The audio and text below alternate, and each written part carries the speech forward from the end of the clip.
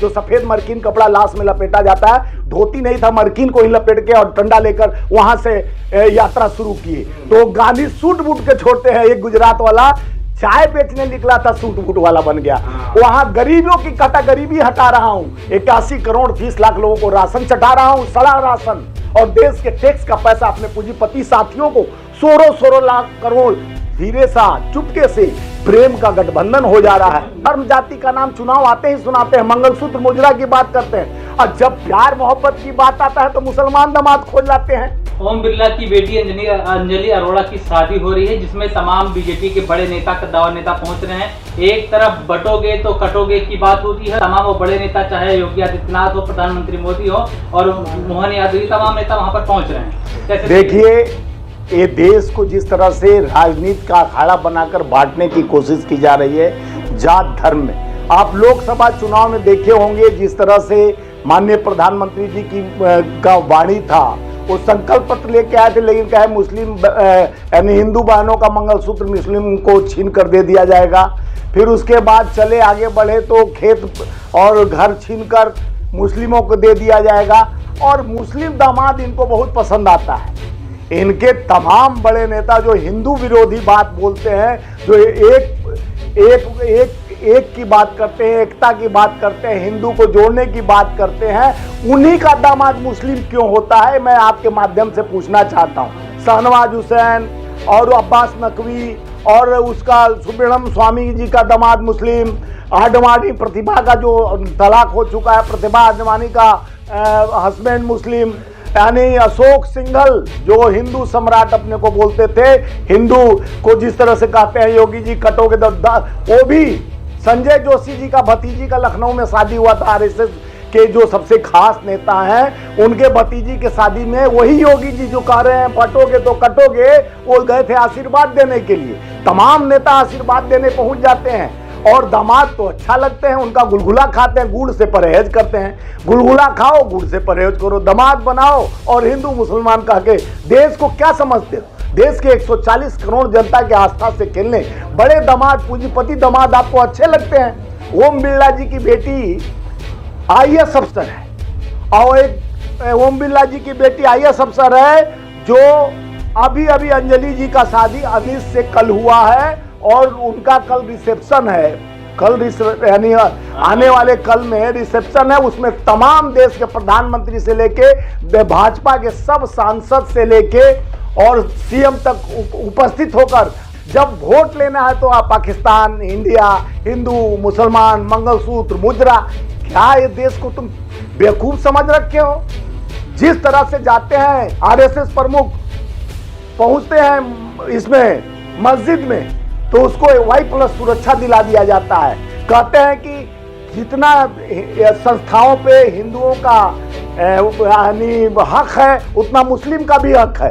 तब फिर बांटने की रणनीति कैसा नारा दे रहे हो, चुनाव का एजेंडा बनाकर कि बटोगे तो कटो, एक हो तो सेफ हो, और विदेश में जाके उनका कड़वा घूट पीने के लिए गलबंदी करते हो, और भी यहाँ आकर कहते हो कि बटोगे तो कटोगे। बांटने वाले आप भी, काटने वाले आप ही, तो क्यों काटने बांटने की बात करते हो? क्यों नहीं? आप तो दामाद बनाने पर आतुर हुए हो। मिथुन चक्रवर्ती भाजपा के नेता हैं, वो उन्होंने जो बयान दिया, देखिए, वो अमित शाह को, ऐसे आदमी को शर्म नहीं आई अमित शाह के सामने? हाँ, वही बोल रहा हूँ। मिथुन चक्रवर्ती एक एक्टर है, लाखों बार वो मुस्लिम किरदार में अपना रोल अदा किया है। मुस्लिम बनकर कई पिक्चर उसका उठा के देख लीजिए, जिसमें वो नमाज पढ़ते हुए, कलमा पढ़ते हुए नजर आया है। आज उसी के बल पर पैसा कमाकर आज उतना ऊपर पहुंचा है, और भाजपा का दामाद प्रथा में वो क्या नहीं देख रहा है कि उसके हिम्मत है, तो क्यों नहीं अपने बड़े नेताओं से पूछता है कि सर, हम तो यहाँ काटने की बात कर रहे हैं, बांटने की बात कर रहे हैं, मैं भी काटने की बात कर रहा हूँ, लेकिन आप तो दामाद पर पुराने दामाद शहनवाज हुसैन, अब्बास नकवी हो गए थे, काट के गाड़ देंगे जमीन में। देखिए, इस तरह की जनभावनाओं से प्रेरित पीड़ित जो है भाजपा के लोग, जो दामाद प्रथा चल रहा है मुस्लिमों से, और यहाँ देश के हिंदू, मुस्लिम, सिख, ईसाई, जो हम एकता में अखंडता, एकता अखंडता भारत को जोड़ने की बात करते हैं, हम न्याय दिलाने की बात करते हैं, ये लोग गुमराह करने के लिए कोई रोजगार पे चर्चा ना हो, महंगाई पे चर्चा ना हो, देश के विषम परिस्थितियों पर चर्चा ना हो। 154 लाख करोड़ देश पे कर्ज हो गया, महंगाई के द्वार पर खड़े हर गरीब भारतीय, हर उसको कहता है मैं 81 करोड़ 30 लाख को फ्री का राशन। अरे भैया तू फ्री का राशन देके अपना दामाद खोज ले रहे हो मुस्लिम, हमको फ्री का राशन नहीं चाहिए।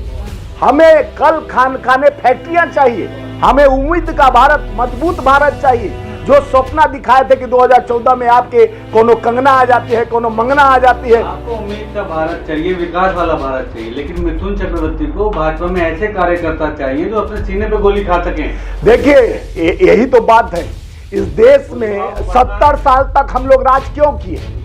हम न्याय की बात करते हैं, हम गांधी जी के उस यानी देश का बात करते हैं जिन्होंने त्याग, जिसको गांधी जी को चलचित्र से देश का प्रधानमंत्री जानता है कि पिक्चर देखे तब लोग जाने गांधी जी को। जो साबरमती के पूत तुमने कर दिया कमाल, वो अपना सूट बूट छोड़ दिए थे बिहार के चंपारण में, गरीबी देखे वहां का क्या गरीबी स्थिति था कि एक घर में गए, रुके 2 मिनट के लिए तो उसकी सास आती है वही साड़ी पहन के, बहू आती है दोबारा वही साड़ी पहन के, तो घर वाले से गांधी जी पूछते हैं कि ये बताओ कि हमको दोनों से एक बार मिलना है, तो बोले कि सर दोनों एक बार नहीं मिल सकते हैं। वो सूट बूट में गए थे, बड़े परिवार से आते, सम्राट परिवार से आते थे गांधी जी, लेकिन वो कहे बुलाओ दोनों को, तो दोनों नहीं आ सकते। तो कारण क्या पूछा घर वाले से चंपारण में बिहार के, तो बोला घर वाला बेचारा कि हमारे यहाँ एक गरीबी है जो भारत के, जो अंग्रेजों ने जो सोना का चिड़िया बोला जाता है, जहाँ 1 रुपया नहीं है, खाने दाने के लिए हम तबाह हैं,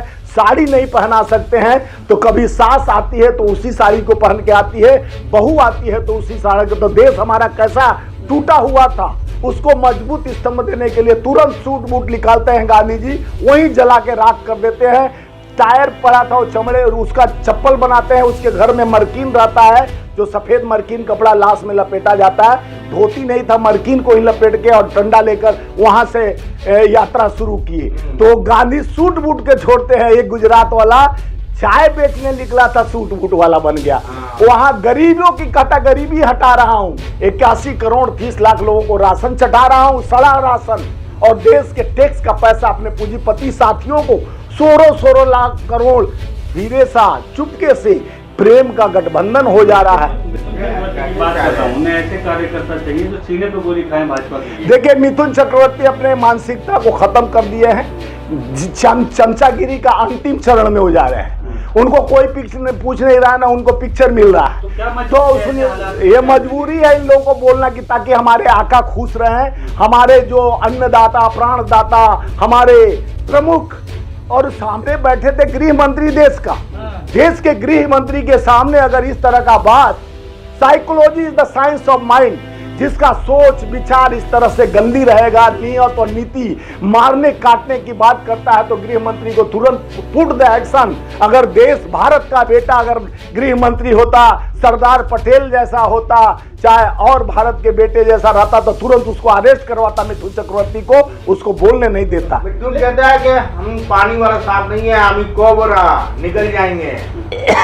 देखिए वहां दीदी है, ऐसे कोबरा को कई बार अपने स्लीपर से दबा चुकी है ममता दीदी, वहां ऐसे स्लीपर चट्टू स्लीपर छाप लोगों को कई बार दबा चुकी है। कई बार मिथुन चक्रवर्ती अपना प्रयास कर चुके हैं कि हम नेता बने। नेता बनना एक्टर बनना में बहुत अंतर है। आप एक्टर अच्छे रहे होंगे, उसी मुस्लिम टोपी पहन के कई बार नमाज पढ़ने भी मस्जिद में गए, आपके चलचित्र में कई पिक्चरों में मैं दिखा सकता हूँ। लेकिन स्वामी जी वो कह रहे हैं काटने के बाद गाड़ने के बाद उनका बटुआ खुद मंच पे कट जाता है।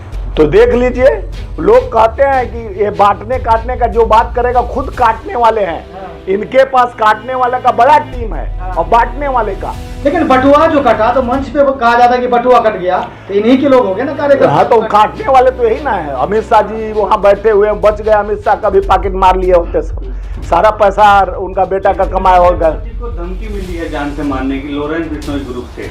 देखिए अब देखिए कौन ग्रुप से मिली है, क्या हुआ है, हमको उस पर नहीं जाना है। अगर धमकी भी कहीं से मिलती है तो सरकार उनकी है, सत्ता उनका है, गृह मंत्री उनका है, व्यवस्था उनका है, LIB उनका है, IB उनका है, CBI उनका है, ED उनका है, इनकम उन्हीं का है।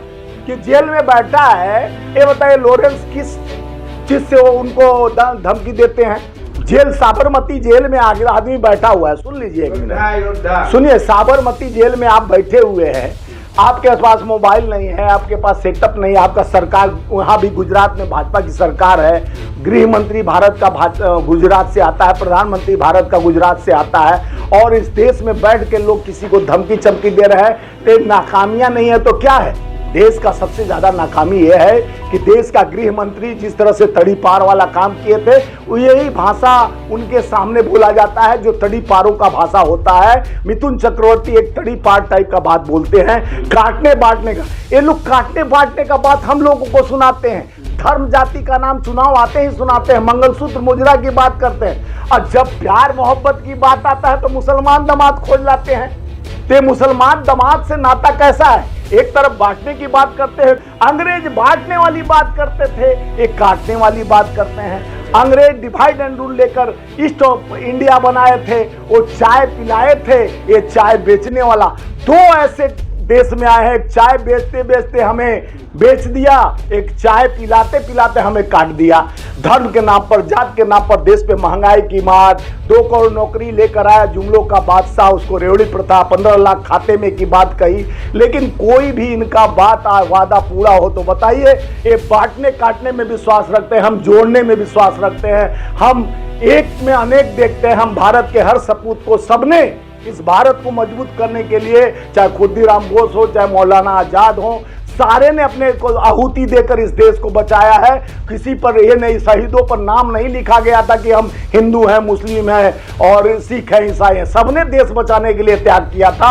आज देश में बांटने काटने, और 14 के बाद कहते हैं हिंदू खतरे में है। 14 से पहले 70 साल से अमन चैन से हिंदू भी, मुस्लिम भी, सिख भी, ईसाई भी अमन चैन से था, 2 रोटी खाता। तब रोटी की मार पड़ गई और जनता बीमार पड़ गई। ये बांटने और काटने की बात करते हैं।